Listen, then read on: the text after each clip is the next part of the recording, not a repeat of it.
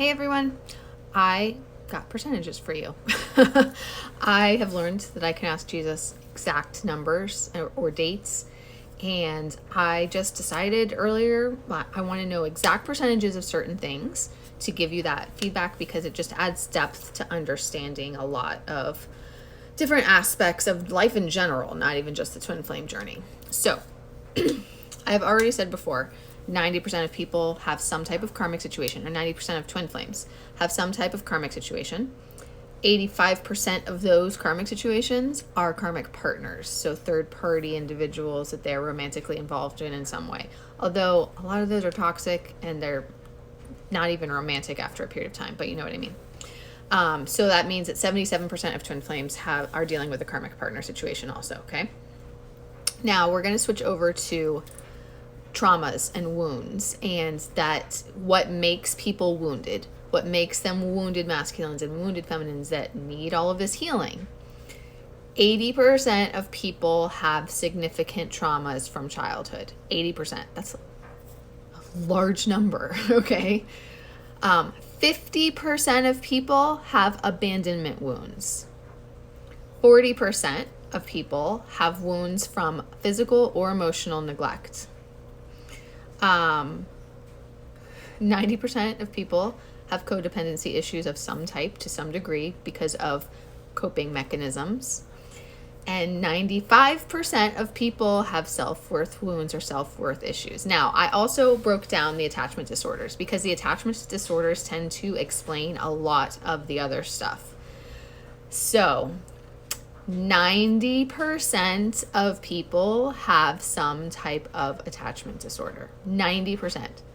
Do you know how many people that is? How much that is? So then I broke it down. Naturally, only 10% have secure attachment, which means that they are whole, healthy, healed, and ready to have a healthy emotional relationship with someone else.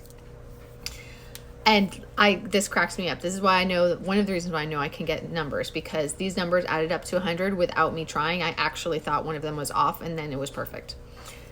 30% have anxious ambivalent attachment disorder, which is closely tied with codependency. It's like, and clinginess, like someone who's more clingy or needs the partner. That's anxious ambivalent. 35% are avoidant, which means they avoid relationships because of those traumas, like abandonment.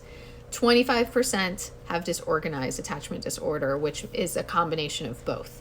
So sometimes they might be clingy and sometimes they might be avoiding or running. So this is why you have to heal during this process.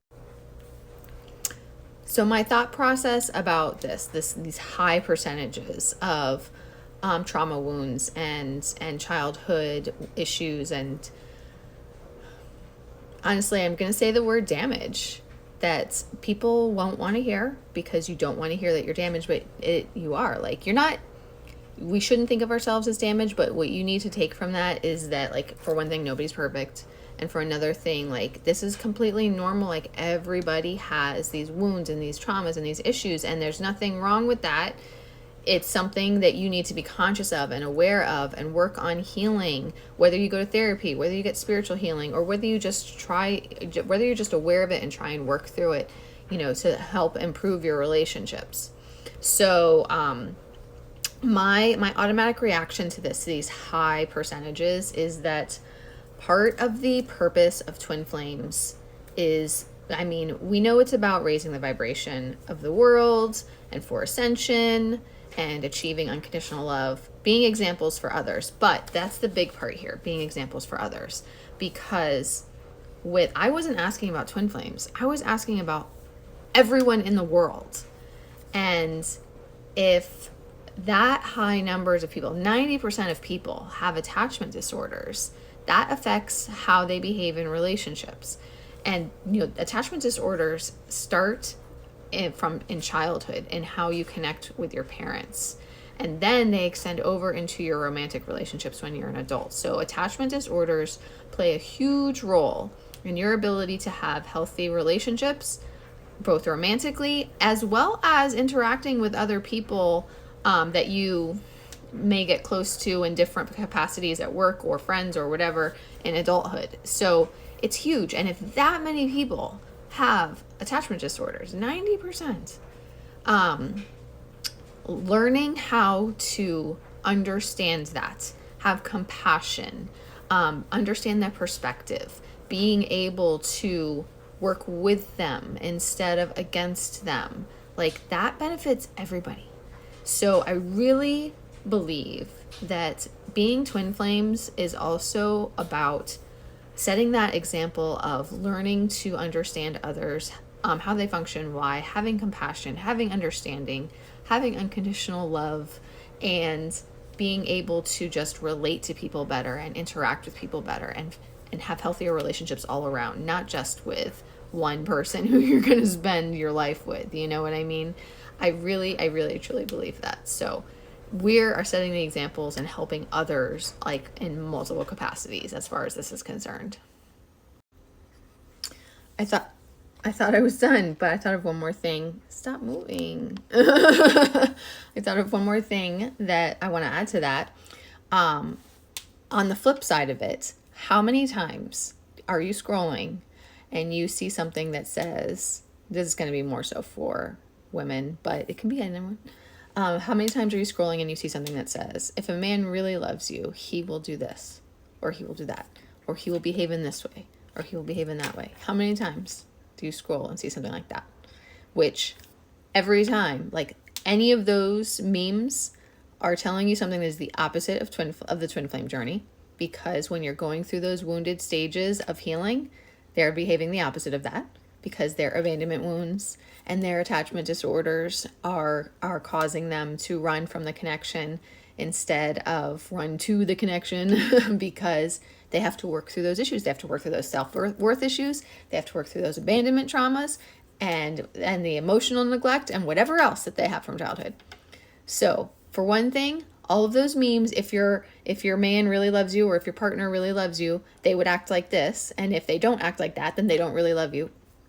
False when it comes to the twin flame journey. But then on top of that, let me repeat those percentages. 90% of people have attachment disorders.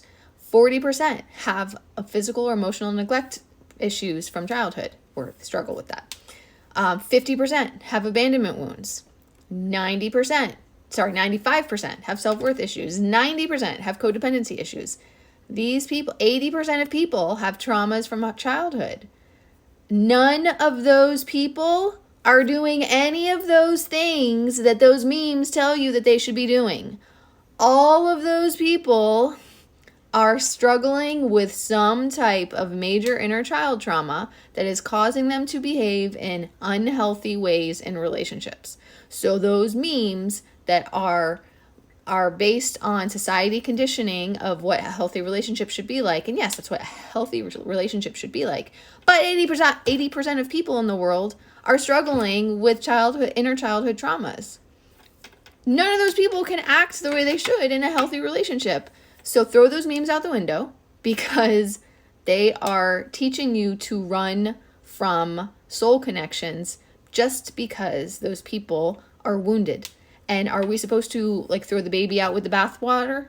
Are we supposed to give up on people that have good hearts, that are good people who just are struggling because they were emotionally neglected as a child?